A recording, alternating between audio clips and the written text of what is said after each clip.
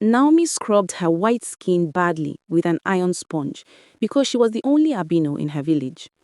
When she passed, everyone looked at her in disbelief. Some people at the market said touching an albino's skin could make someone sick, and others said an albino's tears were worth a fortune when traded on the black market. Naomi could barely go out again. She tried sitting under the hot village sun for hours, hoping her skin would turn brown, but it didn't work. She rubbed pounded charcoal on her body before sleeping, but still, it didn't. She covered her face with a scarf and sneaked when going out, but it wasn't long before someone recognized her. Naomi was humiliated at the market, and a woman called her a white demon looking for what to drink. She told her never to leave her hut again. Naomi went back home crying to her mother. She hated being an albino, but there was nothing she could do. When crops started dying, the villagers pointed at Naomi. They said she caused it. They said she should leave their village for things to go back to normal.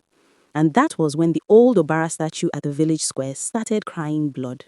2 children died the night after the old Obara statue cried blood, demanding that Naomi be sacrificed because she was an albino.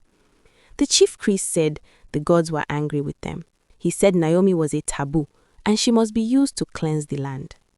Naomi's mother tried everything she could. She begged. She told them she would take Naomi far away and never bother them again, but the chief priest refused. Naomi was held and kept in a small hut close to the chief priest's shrine. She cried her eyes out, she screamed, but still they didn't let her go. An old woman suggested Naomi should be used that day. She said they had no time, for no one knew what might happen next, but the chief priest said nothing. Naomi's eyes looked paled, and at some point, tears stopped flowing. Her mother walked back home hopeless as everyone looked and gossiped. Naomi sat hopeless on the dirty mat. She had given up. If this was how the universe wanted it, so be it. Anyway, she would be in a better place with her papa in the next 2 days. But that night, the chief priest's wife, who had been pregnant, gave birth to an albino. Naomi was about to be killed because she was the only albino in her village. She was locked up and starved for days. A day before she was to be sacrificed, the chief priest's wife, who had been pregnant, gave birth to an albino just like her. Now the villagers were saying that if Naomi was to be sacrificed, the chief priest's baby must join her, but the priest refused. After birth, the chief priest's baby fell sick along with 12 other babies in the village, and the villagers began to panic. Some pointed again at Naomi, saying she caused it. Others whose children were not yet sick began to move away immediately. The chief priest became frustrated and started weeping, asking the gods for mercy. That was when the truth came out. The gods never demanded Naomi.